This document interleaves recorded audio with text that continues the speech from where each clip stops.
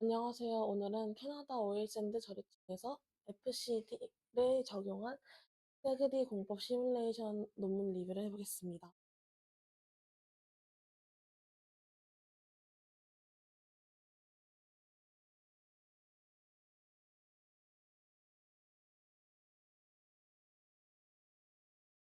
논문 소개를 해보자면 한국석유공사에서 2021년도에 나온 논문이고요.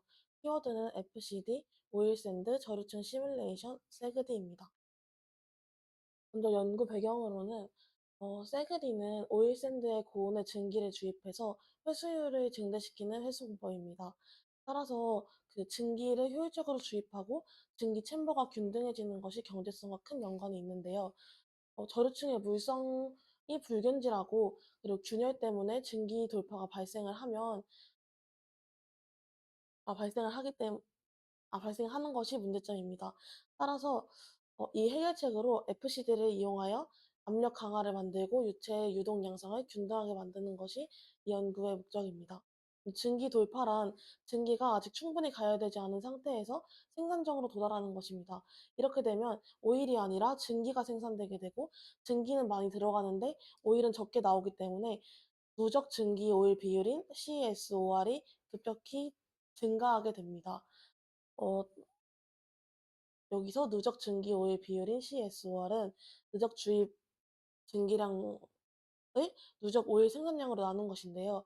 이것이 세그디의 경제성을 판단하는 지표가 됩니다. 이론적 배경입니다. 먼저 FCD는 세 가지 종류가 있는데요. 첫 번째로 마찰형 FCD입니다. 마찰형 FCD는 파이프 내에 나선형 채널을 통해서 마찰력을 이용해 유체 유동을 제어하는 것입니다. 간성력과 점성력에 의해서 마찰력이 발생하고 압력이 강화하게 됩니다.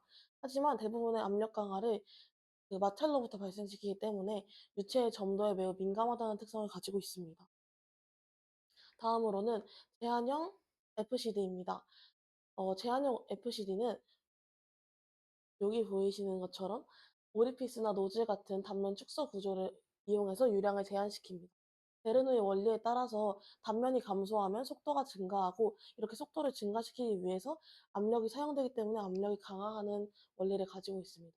하지만 오일을 주로 하기 때문에 물이나 가스 같은 비대성 유체에 대해서는 돌파에 대응이 어렵다는 특징을 가지고 있습니다.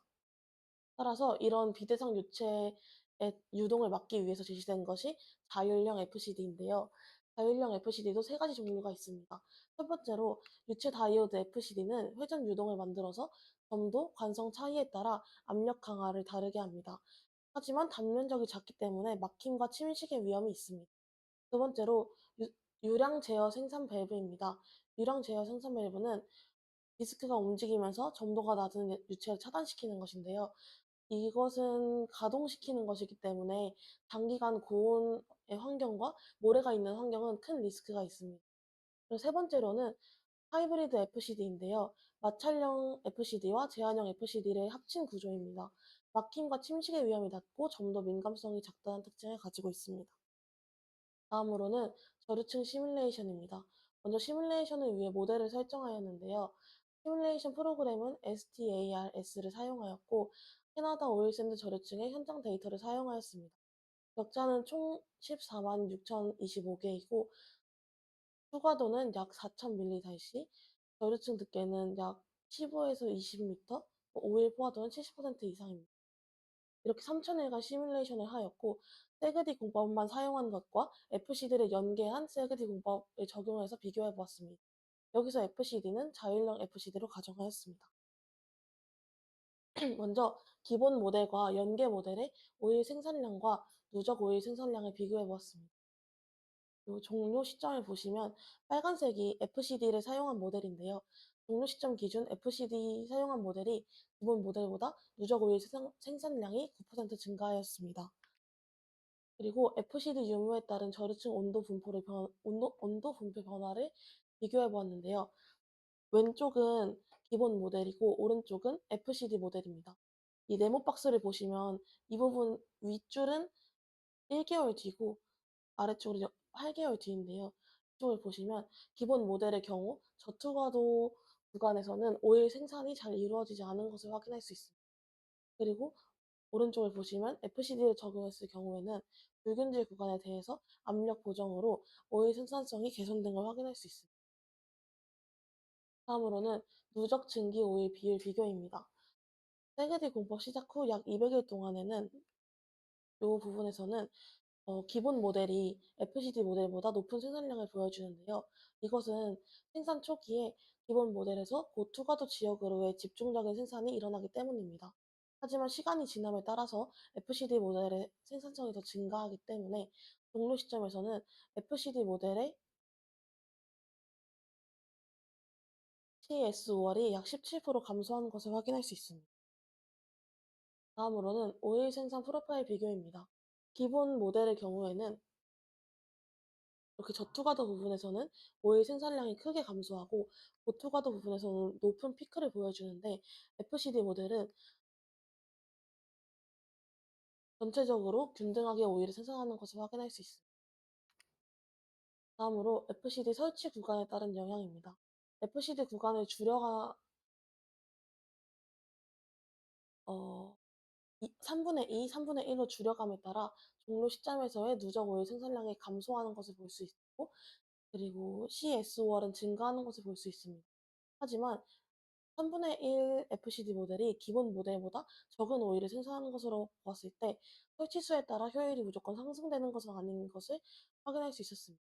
따라서 설치 구간을 줄였을 때 저투가도 구간에 FCD가 설치되지 않은 영향이 크기 때문에 가능한 전 구간에 걸쳐 FCD를 분포시키는 것이 효율적이라는 것을 알 수 있습니다. 다음으로는 FCD 설치 시점에 따른 영향입니다. 시뮬레이션을 시작한 후에 2년, 4년, 6년 후에 FCD를 적용해서 생산 시뮬레이션을 수행했습니다. FCD 설치 시점을 앞당길수록 생산성 향상 시점을 앞당길 수 있었지만 뒤늦게 설치한다고 해서 큰 차이가 없었기 때문에 최종적으로는 유사한 수준의 회수율을 확보할 수 있었습니다.